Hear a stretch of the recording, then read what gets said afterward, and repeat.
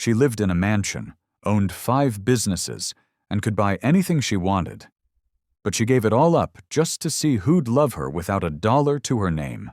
Madeline Hartley stepped off the Greyhound bus with nothing but a backpack, a fake resume, and the clothes she bought from a thrift shop 2 towns over. No designer labels, no black car waiting. Just the soft sound of gravel under her sneakers as she stared at the small town sign. Welcome to Willow Creek. Nobody here knew she had inherited her father's billion-dollar empire. Nobody knew she'd traded her penthouse view for a rundown rental above a bakery. She was done with plastic smiles and people who only stayed close for her last name. What she wanted now was real friends, the kind who didn't care about money. Her first week was tough. She took a job waiting tables at a local diner where tips were light and shifts were long. Most of the staff ignored her, except for Riley, a single mom with tired eyes but a kind heart, and Jess, a fiery barista who wore combat boots and didn't trust anyone. "You look like you've never held a mop before," Jess said the first day, arms crossed. "I'm just a little rusty," Maddie joked, scrubbing the floors on her knees. Jess snorted. "Or a little spoiled," Maddie smiled, hiding the sting. She let them believe she was just a drifter trying to start over. Slowly, though, the walls began to crack. She brought homemade cookies for the staff, offered to cover shifts, even stayed late to help Riley with her car when it broke down. They began to open up. Jess admitted she hadn't spoken to her parents in years. Riley confessed she was behind on rent. Maddie wanted to help, but she couldn't break her cover. She needed to know. Would they care about her if they knew the truth? One rainy night, after a long shift, the 3 of them sat behind the diner eating leftover pie. Laughter filled the air as they shared secrets, stories, and old wounds. For the first time in years, Maddie felt like she belonged. She thought she had found what she came for, but she had no idea what was coming next.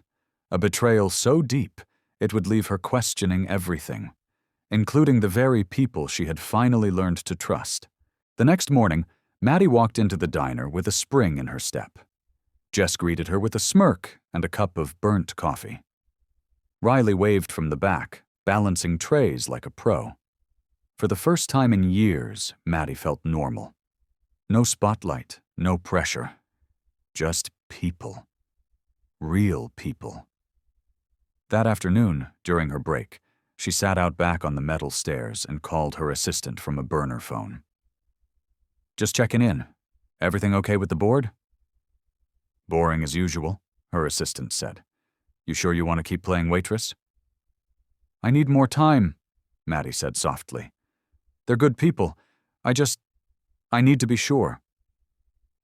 But what Maddie didn't know was that her secret was already unraveling.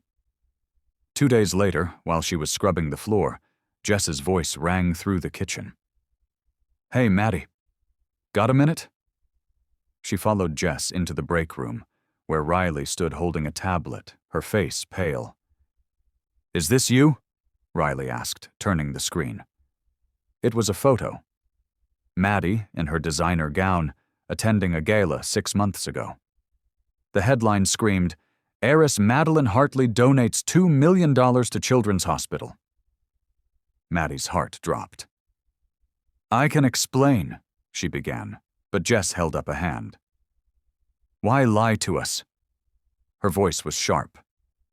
"You sat there while I cried about rent. You knew we were struggling. You watched Riley take on extra shifts." "I wasn't trying to hurt you," Maddie said. "I wanted to know who you were without the money between us." Jess scoffed. "So we were some kind of experiment?" Riley looked hurt. "You let me feel safe with you. I trusted you." Maddie felt the ground disappear beneath her feet. "I swear I wasn't faking the friendship. I didn't know how else to find something real." Jess turned away. "Well, you found it, and then you crushed it."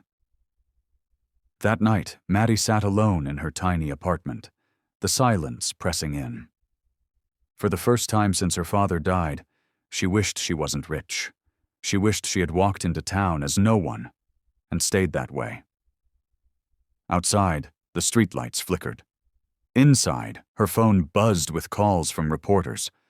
Someone had leaked her story, and now the whole town knew exactly who she was. By morning, the quiet little diner was surrounded by news vans. Reporters shoved cameras through the windows, asking if the billionaire waitress was working her shift today. Customers poured in, not for pancakes, but for a glimpse of Madeline Hartley. Maddie didn't show up. Inside, Riley flipped omelets with her jaw clenched. Jess slammed mugs down harder than usual. The staff was split. Some whispered how they felt betrayed. Others wondered how much money Maddie might throw their way if they stayed nice. Later that day, Riley found a letter taped to the back door, her name written carefully on the front. She opened it slowly. Riley, you were the first person here who made me feel like I mattered, not because of my name, but because of who I am. I should have told you the truth sooner. You deserved that. I know it hurts, and I know I lost your trust, but I meant every moment we shared. There's an envelope under the register. Don't open it unless you truly believe I was your friend first. Love always, Maddie. Riley stood frozen. Jess walked in, reading over her shoulder. Seriously? Now she writes letters? She didn't have to say anything at all, Riley said quietly. They hesitated. Then they both walked to the front, lifted the register drawer, and there it was. A sealed envelope. Jess opened it, expecting a check. But it wasn't money, it was a deed, to the diner, paid in full. Riley gasped. Jess dropped the paper.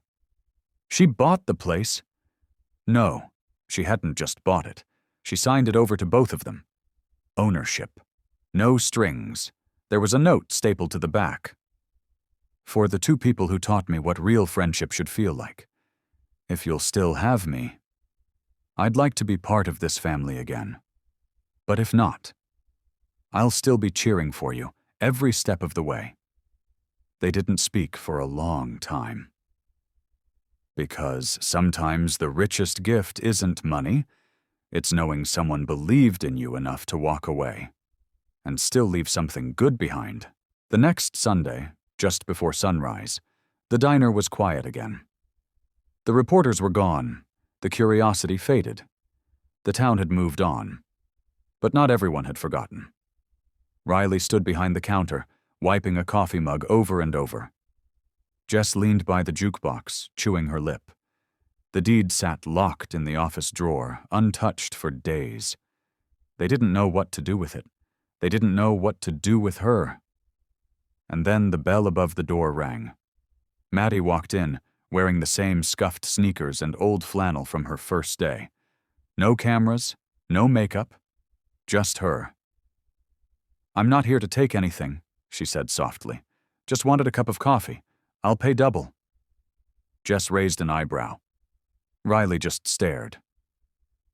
The silence hung thick between them until Riley finally spoke. You didn't have to give us the diner. I didn't give it to you, Maddie said, voice steady. You earned it. You ran it. You built the heart in here. I just signed a paper. Jess folded her arms. Why come back? Maddie looked at them, eyes tired but honest. Because even after everything, this place felt more like home than any mansion I ever lived in. Riley slowly poured a cup and slid it across the counter. Then sit down. Maddie blinked, unsure. Really? Jess rolled her eyes, but a small smirk crept through. You're still a terrible waitress, but maybe you're not a terrible friend. They sat together like nothing had happened, and maybe that was the magic of it, because the truth had broken them for a while. But something real had survived beneath the lies. A bond they hadn't faked, a warmth that didn't care about money. As Maddie took her first sip, tears stung her eyes. Not because she'd lost everything, but because somehow, in the mess of pretending to be someone else, she'd finally found the people who saw her for exactly who she was, and chose her anyway.